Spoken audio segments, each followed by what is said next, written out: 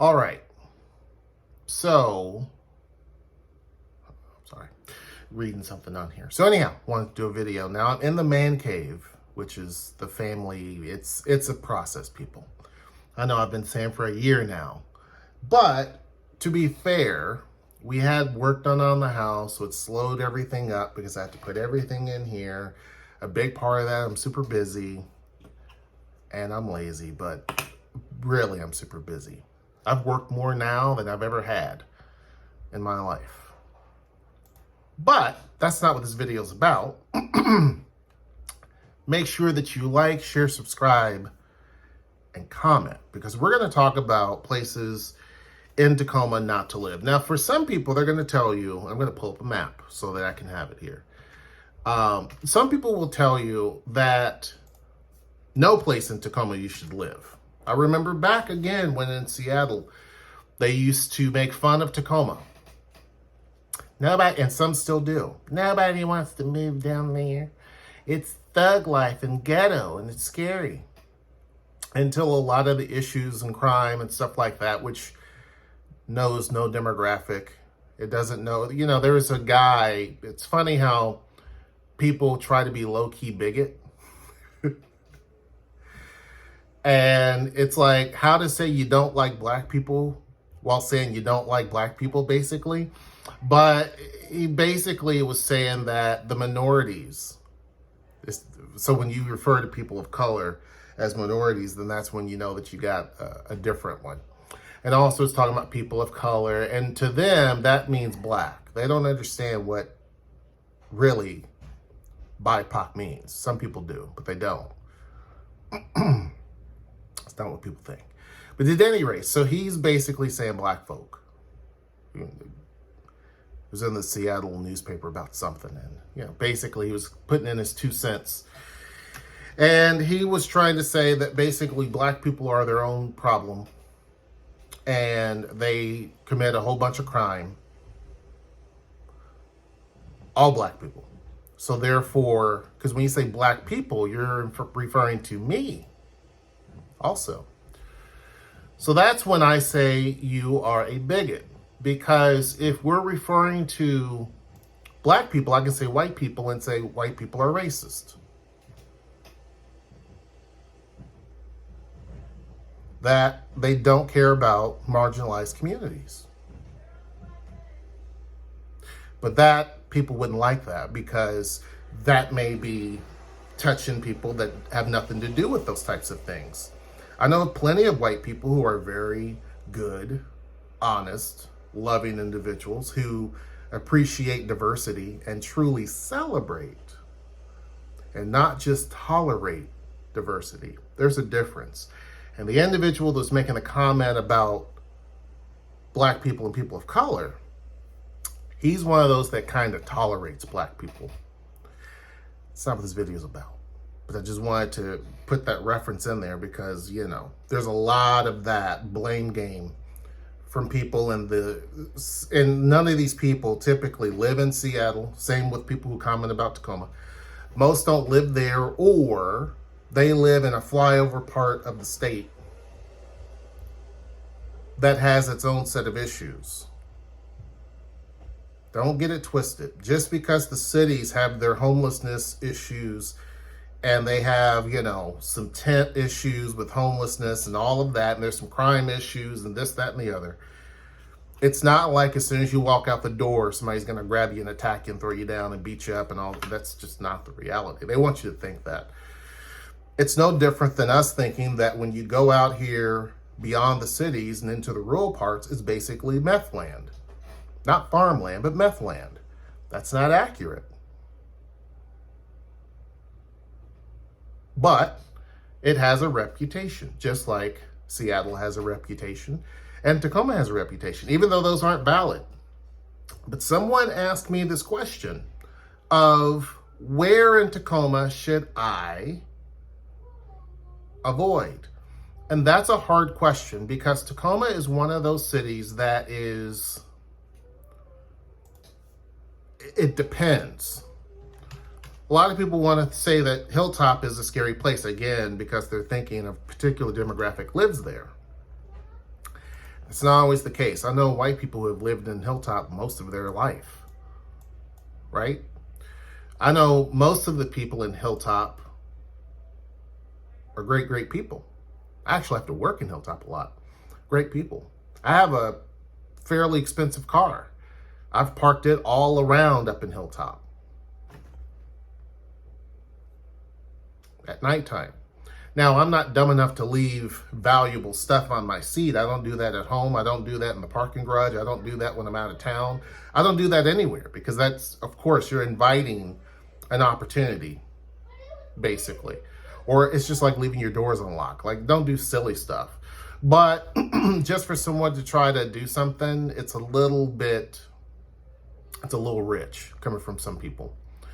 But looking at Hilltop, there are many areas within Hilltop, many, much more than not, that are great, great places to live. The biggest concern that you will have in Hilltop is gentrification. If you are moving to Hilltop because you want to be in close proximity, because Hilltop has a lot of stuff going on. When people visit, it's ironic because when people visit from out of town, they're like, whoa, there was a group of people from 5 different cities and went into Hilltop and told us like, wow, it's really amazing. Yeah, it is. We've had people from Seattle come down and say, whoa, it's really nice. But I got to ask you a question. Is it being gentrified? Yes, it is. Pretty quickly. And that's one of the things, if that is going to be something that bothers you or could possibly affect you in terms of higher prices, then you might want to consider that. Especially if you're renting. Now, if you own property, maybe not as big of a deal unless you're on a fixed income and then you have to deal with your escalating property tax. That's a different issue.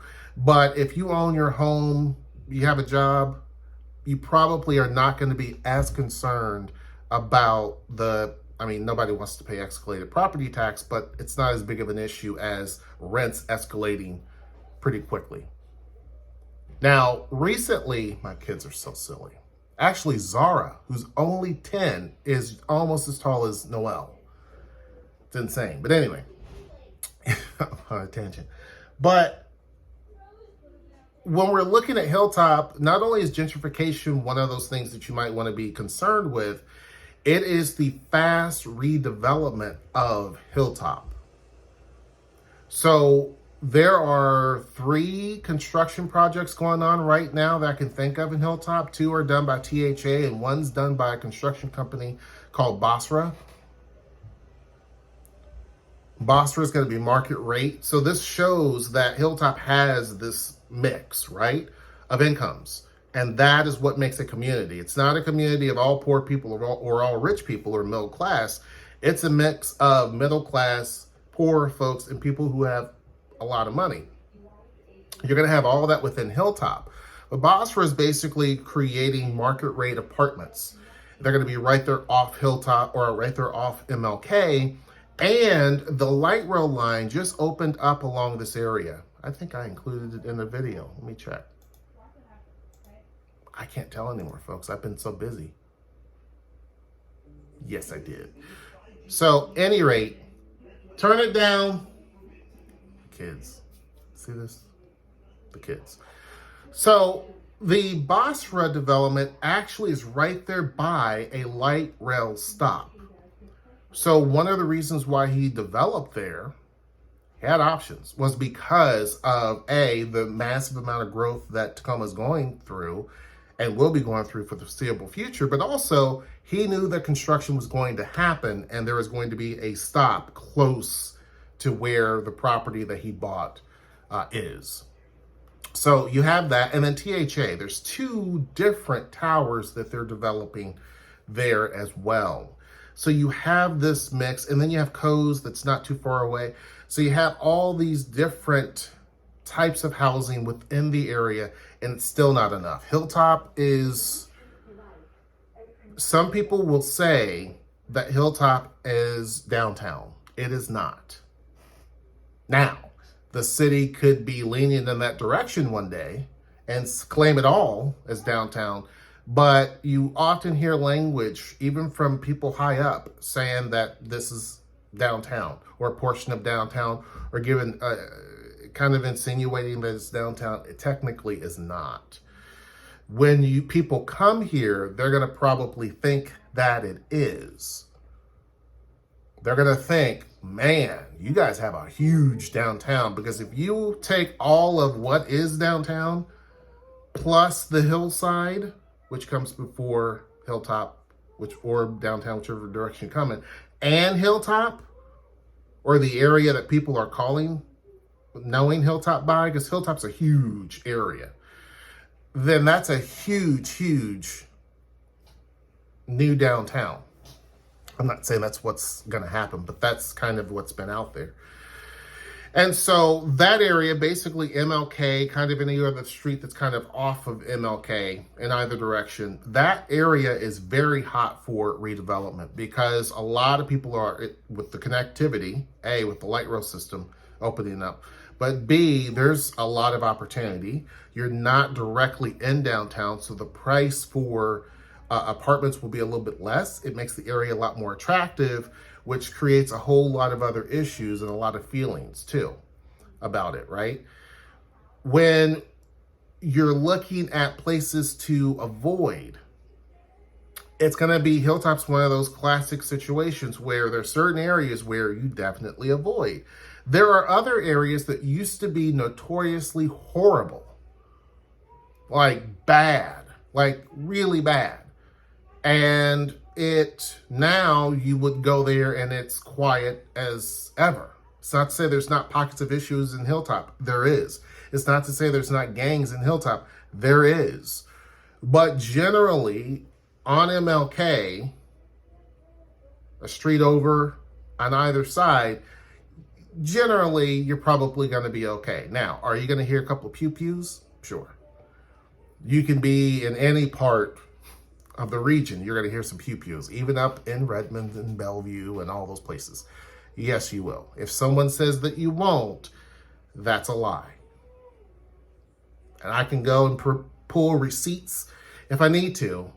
That's a lie. Especially when you start looking at data and some of these places that people say that they're from, or they don't live necessarily right in Tacoma or Seattle or any of the places they like to pick on, and they live just a little bit out or maybe a couple of counties away. It's like, yeah, there's data that shows that you are not necessarily in such a safe area either, when you're really looking at pound for pound. And there's this false perception that once you go to some of these suburbs, you're okay, that there's not crime. And that is not true. It's definitely not true. Now, obviously, as you become more to a more populated area, there's more instances of crime. Yes, that will happen. But it's not nearly as bad as what people try to make it out to be. Most people never have any sort of interactions with crime directly.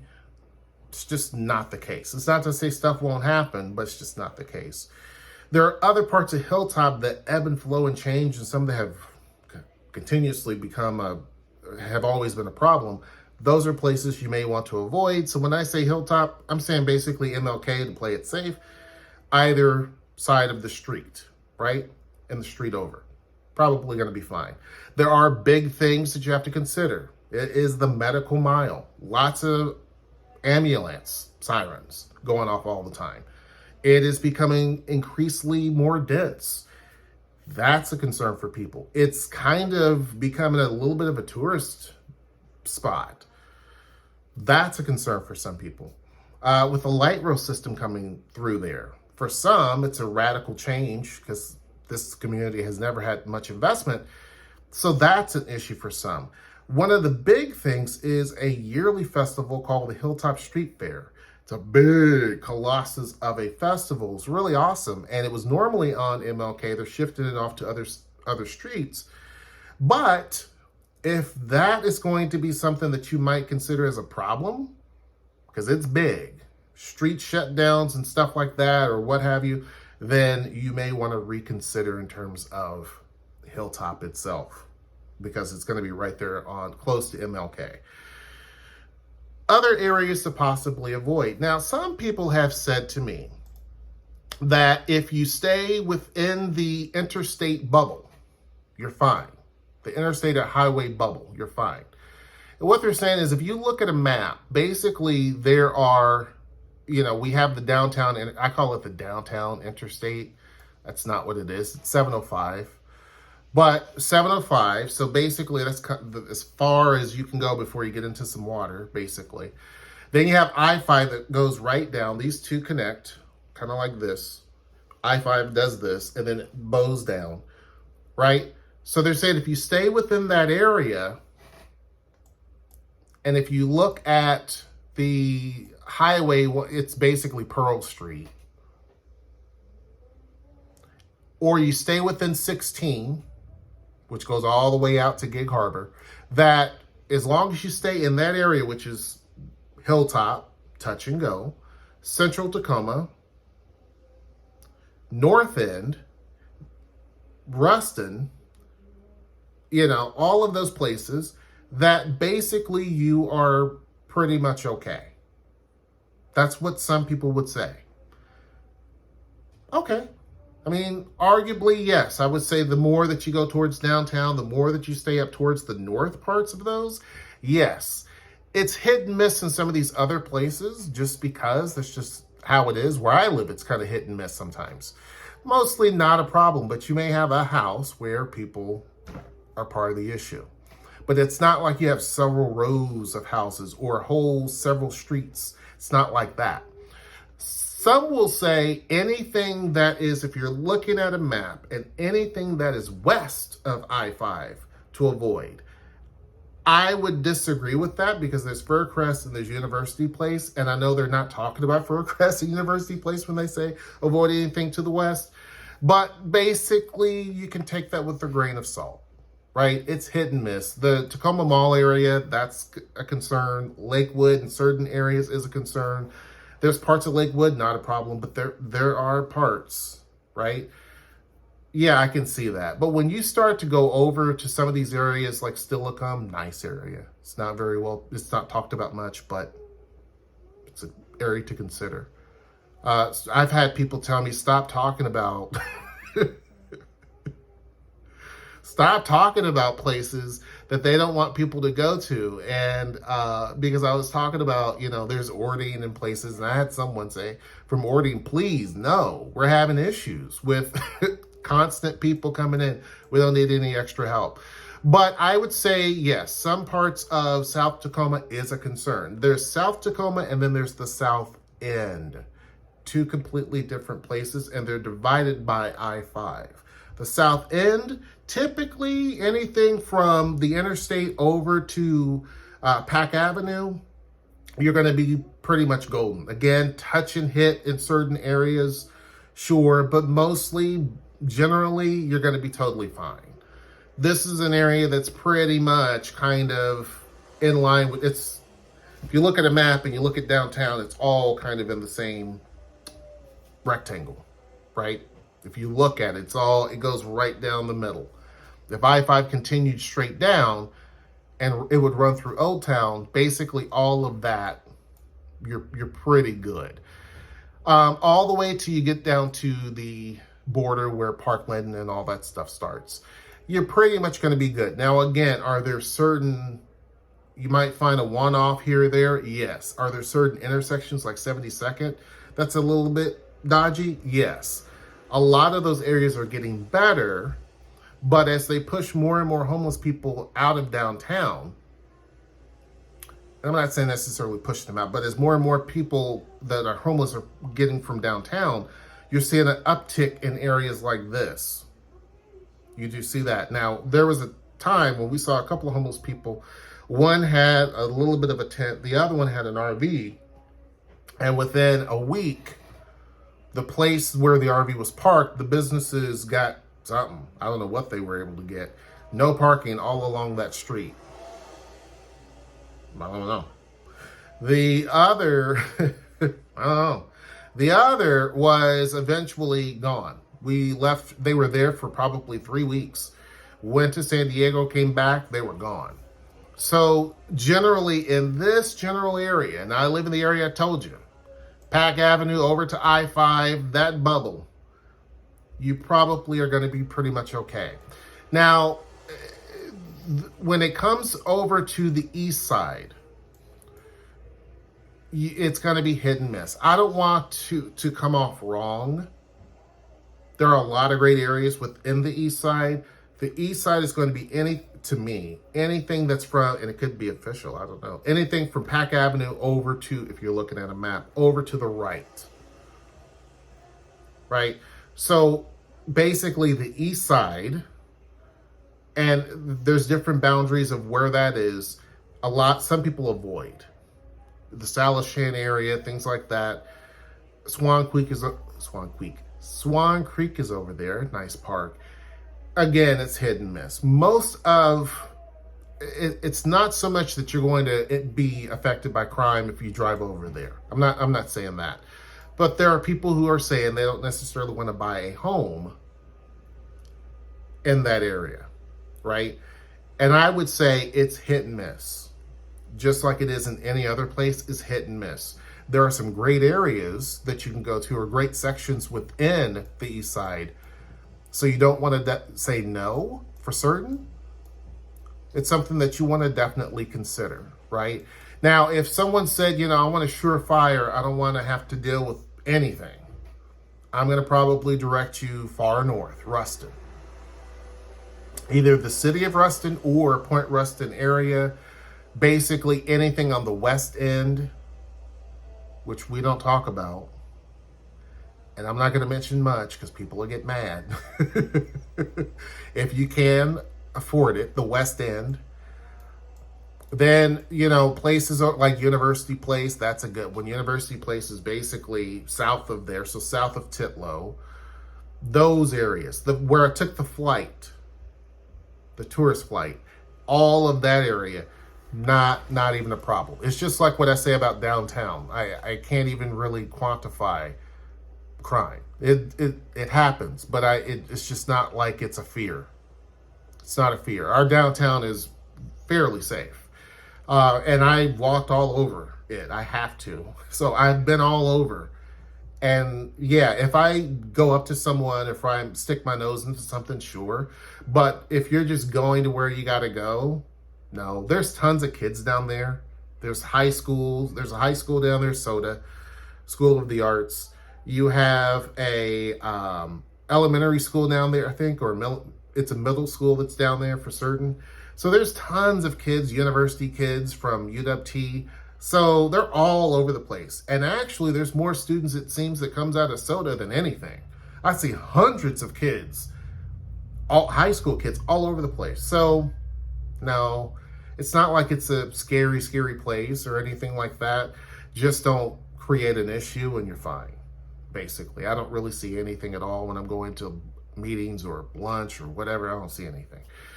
So downtown is probably your safe bet, and I typically tell people that for a reason. Then you can kind of figure out what you want to do. Because even 6th Ave, people talk about, well, I want to go on 6th Ave. 6th Ave is not cheap.